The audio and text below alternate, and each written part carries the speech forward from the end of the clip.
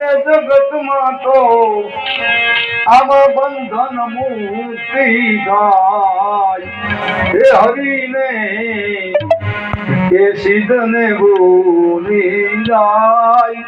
ભગવાનને કેમ ભૂલી જાય? સેવા અને ભક્તિ. આ કવિ કાળમાં એને ઉત્તમ ધર્મ કીધો છે.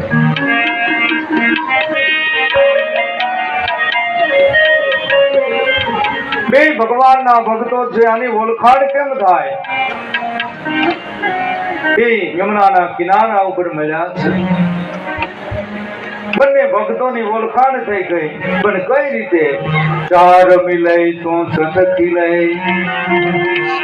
ચાર મિલે તો સઠ ખીલે, બીજ રહે કરજોડ.